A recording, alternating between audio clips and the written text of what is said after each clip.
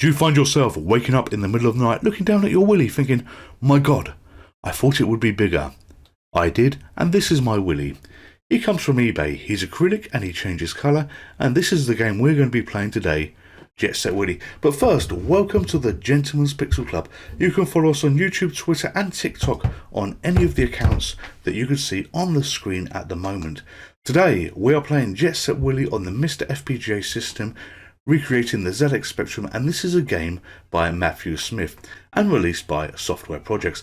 We are playing this on the MiSTer FPGA, recreating the ZX Spectrum, and it's been a while since, I've played this game. It's been a long while since I played this game, and your object is to basically go around the house collecting objects, no pun intended, and you take them to bed. And you need to go to bed because you're tired, but your housekeeper will only allow you to go to bed when all the objects have been collected. So it says items collected 001 and time 7 AM. That time is going to tick upwards. It means nothing. It means absolutely nothing, and we won't see the end game for this. I am absolutely not good enough to be doing this, but nearly died there, nearly got myself caught there, but jump across you.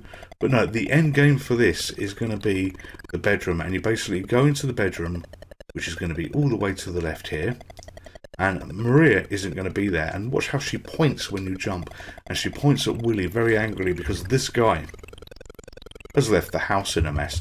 So when you've got all the objects, all the ones that are needed, your items collected will obviously be a lot higher. She won't be there, and you go and touch the bed, and then you automatically run out of control. So I'm controlling this at the moment, but I'm showing you effectively what would happen.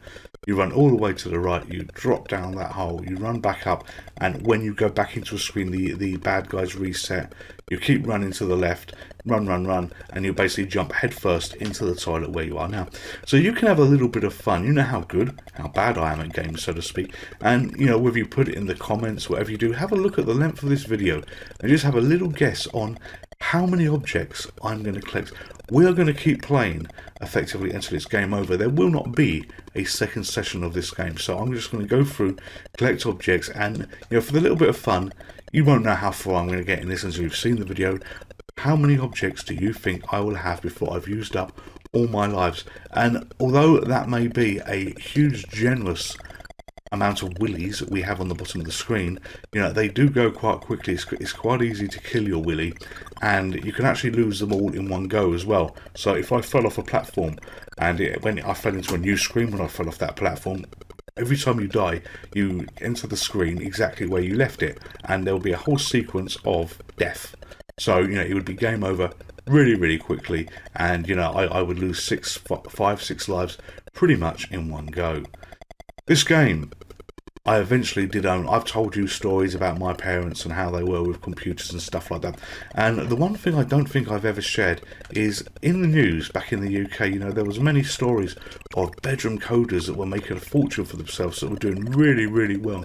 And although my parents invested a few games for me on this journey that they did, one of the first things they brought me, and this was to show their mindset, this was to show how they thought, was machine code for beginners.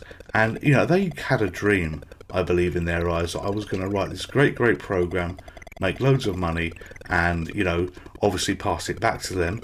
That never did happen. They were probably disappointed. They were always disappointed at me for one reason or another, but that was another reason to be disappointed. So the problem I've got here is I've collected all these glasses, but I'm on a conveyor belt, and if I stop moving on that belt, I was immediately going to go to the right, as you saw me go just before I crossed it there. And this is one of the obstacles in the games. You've got platforms that disappear. You've got objects that are conveyor belts that control your movement when you go on them. So it's not as easy as it looks, and there's a lot of good timing to get some of those objects. I'm clearly the gentleman. I'm an expert in gameplay, as you've seen many times again. So I'm going to be controlling my willies to the best of their ability to collect effectively all the low-hanging fruit. And this is always an interesting one. So this is the kitchen, and you've got all these enemies falling down from above. Look at them head down to you. Look at them come down at breakneck speed. You could avoid all of them, and all I'm literally doing is holding left. When you enter the screen, you do not stop moving, and you do eventually make it all the way through. And we're going to go up there, and we've eventually avoided all of them. And you've got to know the timing on some of these things. So this is the cold stop, and you've got ropes, which is another obstacle. So we're going to jump on the rope, and I'm grabbing hold of the rope here, and you can go up it by pushing left, you can go down it by pushing right, and depending on what direction the rope is swinging depends on the up and down that you get. And you know, we're going to go all the way up it, I hope. So wait for it to change direction, then we hold left, and we end up in the swimming pool. Jump up, and there's another rope there, and as we entered this room you actually get a hidden object. So I believe I was on 10 and it goes to 11, but that's aside. But ropes will take you to screens above, and this game had, I think, 60 screens on it, 64 screens, and there was always a tale on April Fools on things that you could do on this game and things that would actually happen. And one of the April Fools there was a screen that I'm going to show you to the left. So we're going to keep going, and we're going to exit the house. Underneath me, that's a conveyor belt. If I go on that, it's going to move. You have items that are not enemies that are not being shown at the moment. We've got arrows that shoot across the screen and they can kill you, but we'll ignore those. So go past the tool shed, and here we are on the beach. So I'm going to cross the beach, and there's an arrow. If I jump too soon, that would have killed me. We're going to wait for the rope to come back towards us again. So if I jump to get onto the rope, I do believe the arrow would have caught me. So we're going to go here, and we're going to jump across here. And the story was, if you waited 24 hours and you're effectively on the yacht, which is the screen that you can see to the left, and that's two parts of the yacht for the screen, it would sail away. You had fools like me when I eventually did own this game who was on the yacht and it never did sail away because you wanted to see what would happen. And me owning the game was a two-part saga. You know, I owned it very briefly for 2 or 3 hours in terms of a friend of mine actually loaded it in onto the system for me, and then he went away, and I had to beg and plead my parents to allow the computer just to be left on for those few hours so I could enjoy this game, because trying to get games was a real pain in the arse. And they were kind, and I use air quotes for this, and they did allow it to stay on just for a little bit, and this allowed me to effectively enjoy this game, play this game for a few hours. And it was weeks later that I eventually owned it, and it was a copy that I owned to start off with. I do own the original. In fact, I own 2 versions of this original, and the original one, if you were to copy it, you basically had to copy out all these charts. When you load this game in for the first time, it gives you 4 coloured squares, and the coloured squares represent the 4 colours on the keyboard, which was a chart that you had, which you cross mesh, and it was like E5 put in the code, so it could be 1321 to correspond to the colour pattern, or A1 put in the code, you know, it could be 1133 to correspond to the colour pattern. So you had to map this whole chart out so you could use your pirate copies of it. Things came along and things changed as the move world along. You got hacks, you got pokes to bypass it. You had multi-face devices where you could actually save the state of the game past the problem you had. And the multi-face was a brilliant piece of hardware. The Spectrum on the back, it's got an expansion port, which is this little black cartridge, and with the multi-face you could put that in and you could push the button on this multi-face 48K by a Romantic Robot, and it would literally save a tape copy of everything that was in memory. When you loaded it in, you knew it was a multi-face copy because it had a blue screen and it had, I think, multi-face logo or something else like that, or multi-face words in text. But it was the pirate's dream. So, you know, that helped bypass piracy. But, you know, early days of the Spectrum world, early days of piracy. So, getting back to the game, I've spent way too much time talking. I've only got 11 objects so far, but I'm very gingerly making myself go around the house here, having a look, having an explore, showing you some of the rooms while I talk. You know, this is a... Oh, why did I go up there? Oh, fuck it, that killed me. So this is basically a 64 room game, I believe. And if you talk about April Fools, you know, you used to get listings to enable enhanced versions of the game, do interesting things.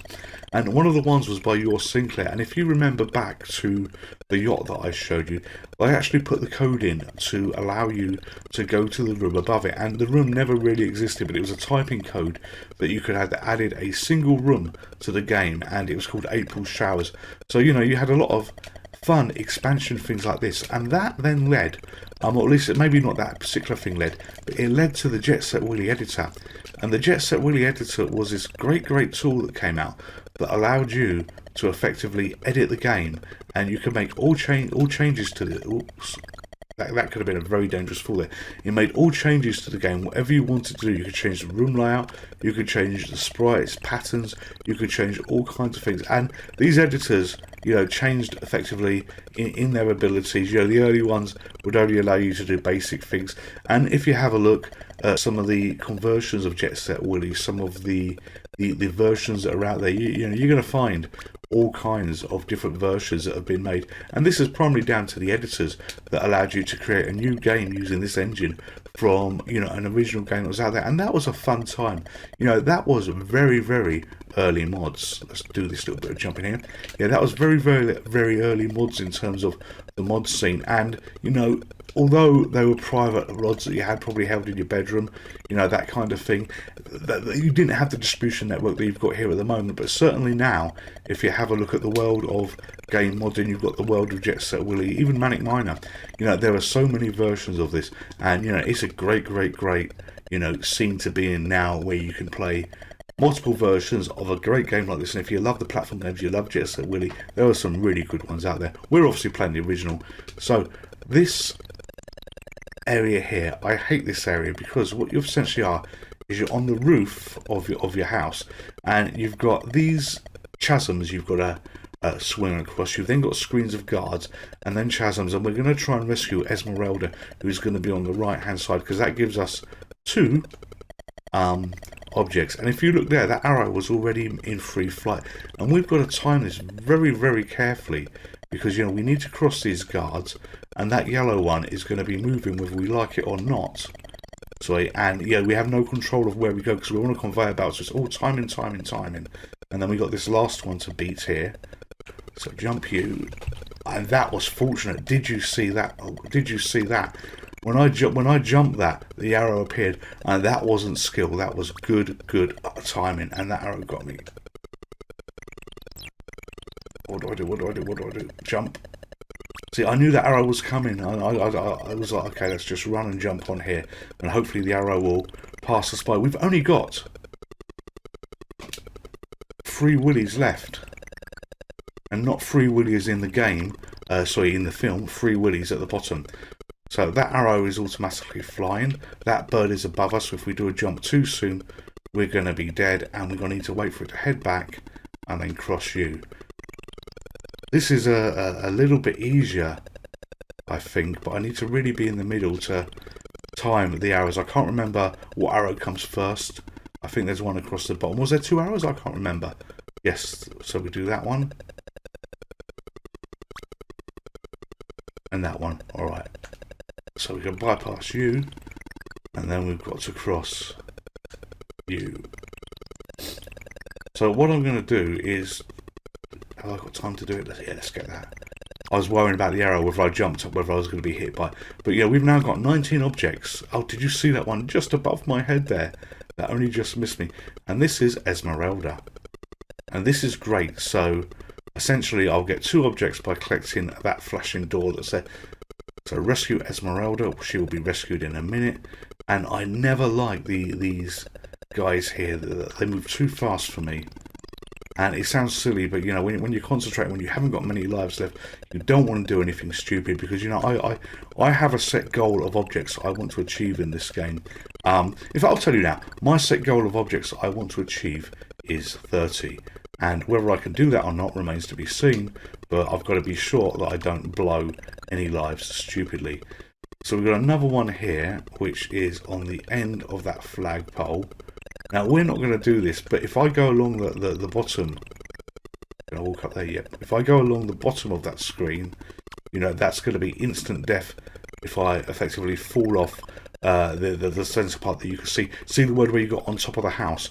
If I go to the right of the word on the lower platform and I fall down there, I suspect that is going to be instant death. Now, we need to go through here, jump up, and go left. Now, here's the challenge.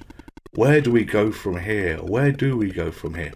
If I remember, there's a secret passage in this game, and what you do is you jump on. You've got to be on the platform where Esmeralda is, and then you jump on that platform to the right. So we're going to give it a go. We're going to jump there, and we're going to jump, and yes, we're back in the ballroom. A secret passage that took us back to Ballroom East.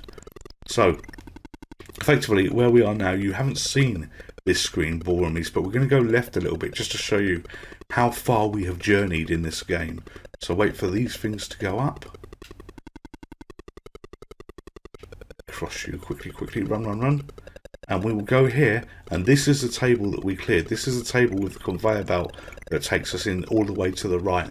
So, you know, we're back effectively reasonably near where we started through that secret passage.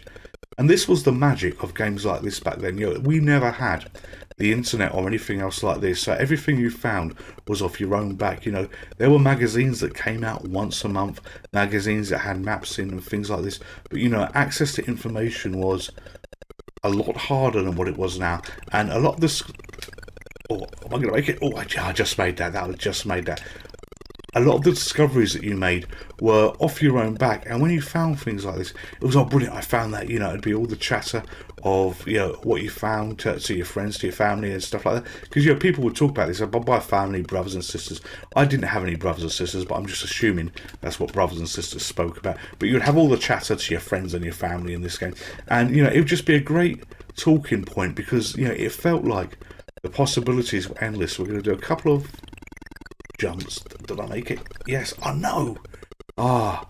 So this is where the challenges come in. This is where the challenges come in to this game. You know, I've now got 2 lives left, and I want to get at least another 8 objects. Do that. Good. So we made it past there.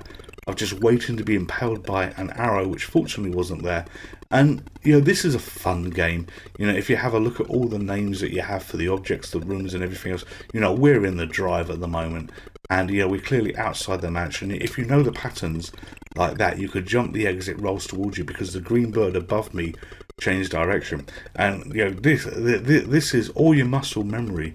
I mean, yeah, I'm going to die brutally here. In fact, let's leave that room and go back in. I'm going to die brutally here, but this is all your muscle memory coming back in terms of, you know, games that you used to play, how you used to do this, and I haven't timed that right. I haven't timed it right. Oh, I hate getting past that. I truly hate getting past that. So let's try and get that object here. But the purple thing, the saw on the ground, is likely to get me, so we'll jump now. Oh, I meant to do a jump right. Okay, 24 objects. 2 lives left, I think, because I think that, you know, it can go down to none. Let's do the time in there. Right, so I need to follow the saw all the way back. Oh, no. No. Oh, this is not looking good. This is not looking good. In fact, I don't think they can hit me. Oh, they fucking can. Alright, so 24 objects that I have scored on this. 6 short of my target. This shows the muscle memory in the game. Although there were things I remembered, the shortcuts I remembered. We did a good bit of exploring of the house. There were things, we've seen so much of the house we haven't seen, but there were things that I failed to forget, failed to do. This has been me playing with my Willy. This is my Willy, and I hope you've enjoyed the game. You stay safe, you take care, and I will see you next time. Goodbye. Would you like to play again? Hello there, just me. If you're a subscriber to this channel, thank you very much. If you're not a subscriber, then Merlin here would be delighted if you would consider subscribing. It would make him happy, it would make me happy. And if Merlin's happy, then everybody is happy. Thank you very much. Stay safe, take care, goodbye.